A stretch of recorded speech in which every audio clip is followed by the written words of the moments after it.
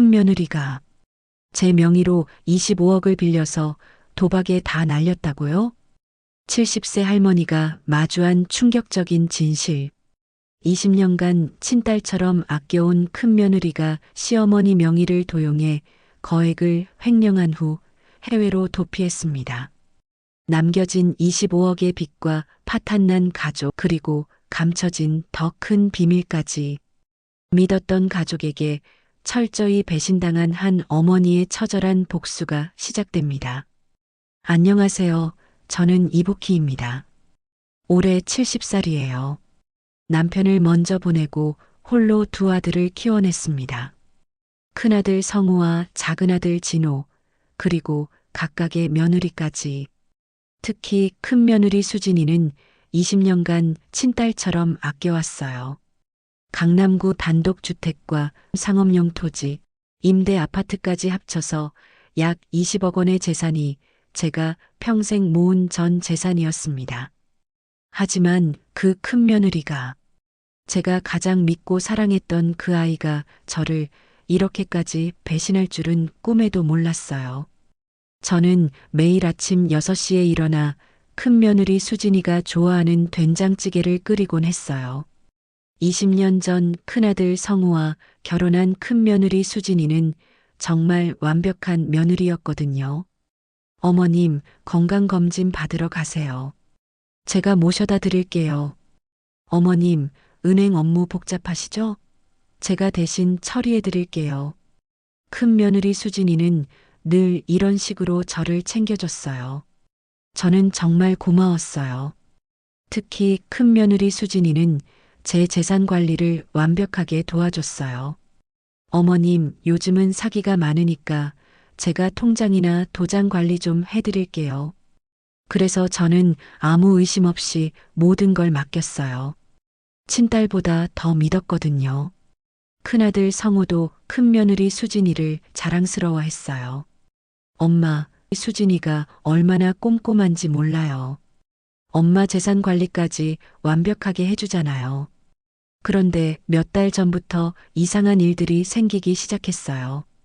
큰며느리 수진이가 명품 가방을 들고 다니기 시작했거든요. 에르메스, 샤넬. 하나에 몇백만 원씩 하는 가방들이었어요. 수진아, 가방이 참 예쁘네. 어디서 샀니? 제가 물었을 때 큰며느리 수진이는 친구가 선물해줬어요 라고 했지만 며칠마다 새로운 명품들을 들고 다녔어요. 그리고 평소 검소했던 큰며느리 수진이가 갑자기 고급 레스토랑에서 친구들과 만나는 일이 잦아졌어요. 인스타그램에 올리는 사진들을 보니 한 끼에 몇십만 원씩 하는 곳들이었어요. 더 이상한 건 작은아들 진호가 어느 날 제게 한 이야기였어요. 엄마, 형수가 강남에 있는 카지노에서 목격됐다는 소문이 있어. 저는 깜짝 놀랐어요. 뭐라고? 수진이가 카지노에? 하지만 큰아들 성우는 그럴 리가 없어요라고 했어요. 어느 날 큰며느리 수진이가 급하게 나가면서 휴대폰을 놓고 간 적이 있었어요. 마침 메시지가 왔는데 화면에 오늘 밤 라스베이거스 레드카지노에서 만나자라는 내용이 보였어요. 저는 그 순간 온몸이 차가워졌어요. 작은아들 진호의 말이 사실이었구나. 큰며느리 수진이가 정말 카지노를 다니고 있었던 거예요. 그때만 해도 저는 몰랐어요. 큰며느리 수진이가 벌써 2년 전부터 제 명의로 엄청난 일을 저지르고 있었다는 거리요. 한 달이 지나고 저는 인생에서 가장 충격적인 사실을 알게 되었어요. 큰며느리 수진이가 제 명의로 15억 원을 빌렸다는 거였어요. 은행에서 온 등기우편을 보고서야 알았습니다. 제 손이 바들바들 떨렸어요. 15억이라니. 어떻게 이런 큰 돈을 제 모르게 빌릴 수 있었을까요? 서류를 자세히 보니 더욱 놀라웠어요.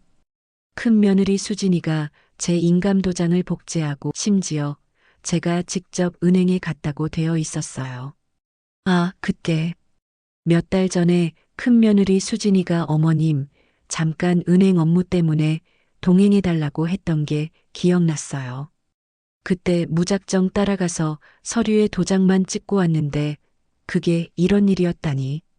저는 즉시 큰며느리 수진이에게 전화를 걸었어요. 수진아, 당장 집에 와라. 1시간 후 큰며느리 수진이가 창백한 얼굴로 집에 도착했어요. 수진아, 이게 뭐니? 저는 은행 서류를 식탁 위에 던지듯 놓았어요. 큰며느리 수진이는 한참 동안 서류를 보더니 무릎을 꿇었어요. 어머님, 죄송해요. 정말 죄송해요. 얼마나 힘들었으면 엄마 몰래 이런 짓까지 했겠니? 저는 화가 나기보다는 마음이 아팠어요. 큰며느리 수진이가 드디어 입을 열었어요. 어머님, 제가 도박에 빠져서. 그 말을 듣는 순간 저는 온몸이 얼어붙었어요. 도박? 제가 그렇게 믿었던 수진이가 도박을 했다고? 처음에는 친구들과 가벼운 마음으로 시작했어요.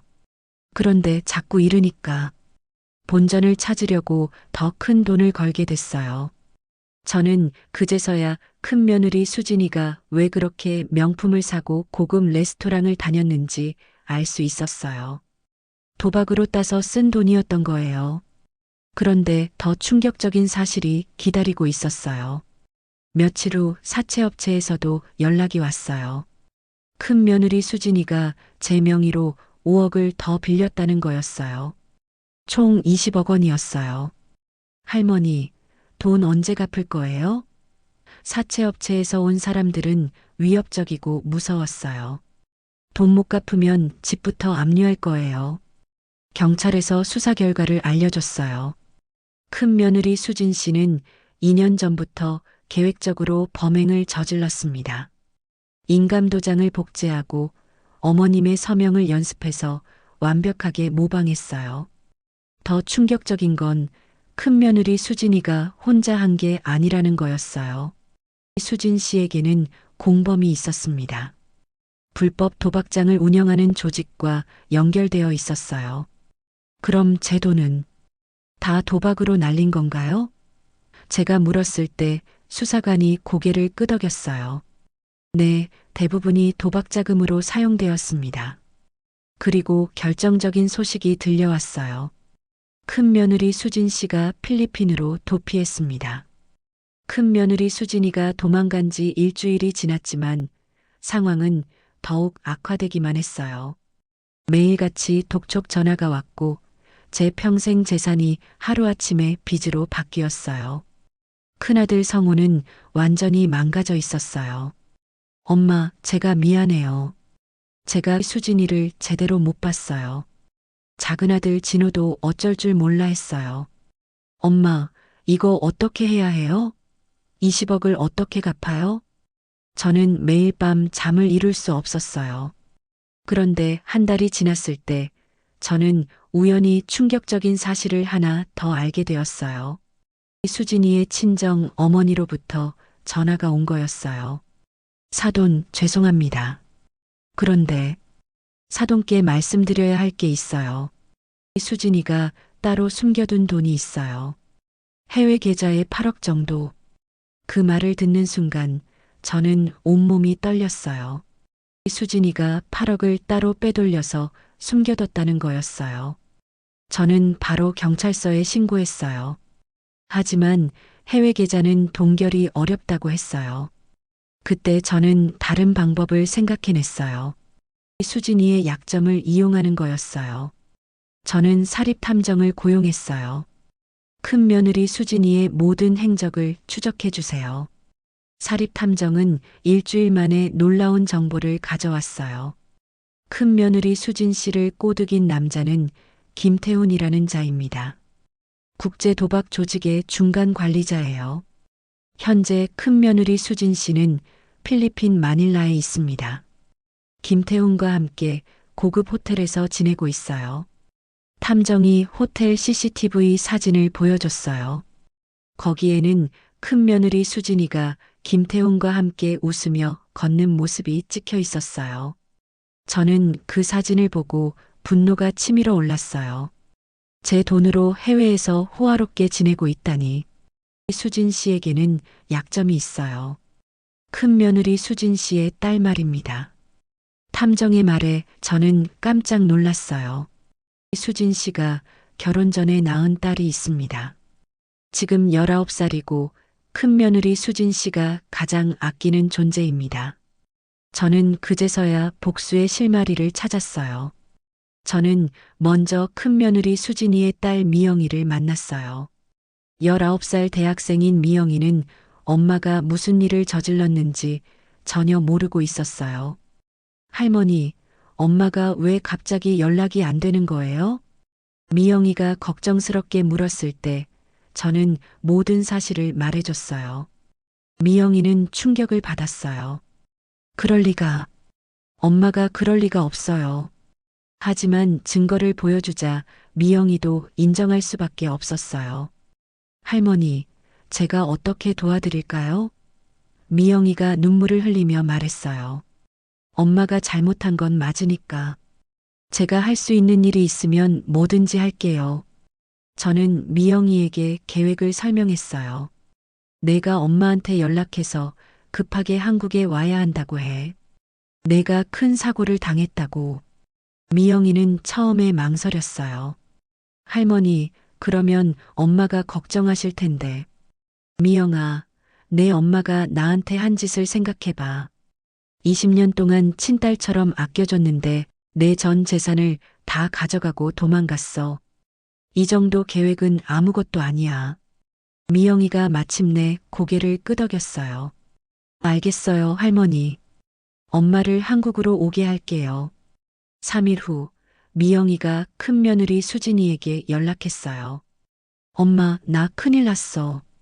교통사고 당해서 수술 받아야 해. 수술비도 많이 들고. 엄마가 아니면 안 돼. 큰 며느리 수진이는 즉시 반응했어요. 미영아, 엄마가 당장 가겠다. 걱정하지 마. 모성애만큼은 진짜였나 봐요. 큰 며느리 수진이가 한국행 비행기를 예약했다는 소식을 들었을 때 저는 모든 걸 준비했어요. 경찰에 신고하고 공항에서 체포될 수 있도록 조치했어요. 하지만 수진이는 가짜 여권을 사용해서 입국했어요. 공항에서 바로 사라져버렸어요. 저는 포기하지 않았어요. 수진이가 미영이를 보러 병원에 올 거라는 걸 알고 있었거든요. 드디어 큰 며느리 수진이가 나타났어요. 마스크와 모자로 얼굴을 가리고 있었지만 저는 한눈에 알아봤어요. 수진아. 제가 큰 며느리의 이름을 부르는 순간 수진이가 깜짝 놀라며 돌아봤어요. 큰 며느리와 저는 병원 근처 조용한 카페에 앉았어요. 20년 만에 마주 앉은 며느리와 시어머니였지만 이제는 완전히 다른 관계가 되어버렸어요. 어머님, 죄송해요. 수진이가 먼저 입을 열었어요. 죄송하다고? 저는 차갑게 말했어요. 20억 원을 훔쳐가고 죄송하다는 말 한마디면 다 해결되는 거니? 큰 며느리 수진이가 고개를 숙였어요. 어머님, 제가 어쩔 수 없었어요. 빚이 너무 많아서 어쩔 수 없었다고? 저는 목소리를 높였어요. 그럼 내 명의를 도용하는 게 어쩔 수 없는 일이었다는 거야? 그때 큰 며느리 수진이가 갑자기 표정을 바꿨어요. 눈물을 닦고 저를 똑바로 쳐다봤어요. 어머님, 솔직히 말씀드릴게요. 전 후회 안 해요. 뭐라고? 20년 동안 어머님 눈치 보면서 살았어요. 친딸도 아닌데 왜 그렇게 살아야 했는지. 어머님이 가진 20억 원, 어차피 큰아들 성우 오빠한테 다 갈 거잖아요. 제가 먼저 가져간 게 뭐가 잘못이에요? 저는 큰 며느리 수진이의 진짜 모습을 그때 봤어요. 그동안의 착한 며느리 연기는 다 가짜였던 거예요. 어머님, 저 이제 한국에 돌아왔으니까 체포될 거 알고 있어요. 하지만 상관없어요. 어차피 해외에 8억 숨겨뒀거든요. 감옥에서 몇 년 있다 나와도 그 돈으로 충분히 살 수 있어요. 큰 며느리 수진이의 말에 저는 분노가 치밀어 올랐어요. 그런데 그때 수진이가 더 충격적인 말을 했어요. 그리고 어머님, 제가 훔친 돈이 20억이 전부가 아니에요. 어머님 명의로 만든 보험, 적금, 주식. 다 합치면 25억 정도 될 거예요. 뭐라고? 저는 귀를 의심했어요. 하지만 저도 준비한 게 있었어요. 수진아, 내가 그렇게 나올 줄 알았다. 저는 휴대폰을 꺼내서 녹음 중지 버튼을 눌렀어요. 방금 내가 한 말 다 녹음했어. 그리고 경찰한테 실시간으로 전송도 했고, 큰 며느리 수진이의 얼굴이 창백해졌어요. 어머님. 그리고 미영이 교통사고는 거짓말이야. 미영이는 멀쩡해. 내가 한국에 오게 하려고 꾸민 일이지. 그때 카페 문이 열리며 경찰들이 들어왔어요. 김수진 씨 체포합니다. 큰 며느리 수진이가 도망치려고 했지만 이미 늦었어요. 어머님, 어머님. 큰 며느리 수진이가 끌려가면서 소리쳤어요. 저는 어머님 딸이나 다름없었잖아요. 저는 마지막으로 수진이에게 말했어요. 수진아, 진짜 딸이었다면 부모를 이렇게 배신하지 않았을 거야. 6개월이 지난 지금 저는 많은 걸 잃었지만 더 중요한 걸 얻었어요. 큰 며느리 수진이는 법정에서 징역 8년을 선고받았고 해외에 숨겨둔 8억 원도 대부분 회수할 수 있었어요. 큰아들 성우와 작은아들 진호는 이 일을 겪으면서 더욱 가까워졌어요. 미영이는 이제 제 친손녀처럼 지내고 있어요. 할머니, 제가 엄마 대신 효도할게요라고 말하는 미영이를 보면 마음이 따뜻해져요. 재산은 많이 줄었지만 진짜 가족의 소중함을 알게 됐어요. 요즘 저는 저와 같은 피해를 당한 시니어분들을 돕는 상담 봉사활동을 하고 있어요. 여러분께 당부드리고 싶은 말이 있어요. 아무리 가까운 가족이라도 재산 관리는 투명하게 하세요. 통장이나 인감도장을 함부로 맡기지 마세요. 이상한 서류에 도장 찍으라고 하면 반드시 내용을 확인하세요. 가장 가까운 사람이 가장 큰 상처를 줄 수 있지만 진짜 가족은 어떤 시련이 와도 함께 이겨낼 수 있어요. 돈은 다시 벌 수 있지만 가족은 한 번 잃으면 되돌리기 어려워요.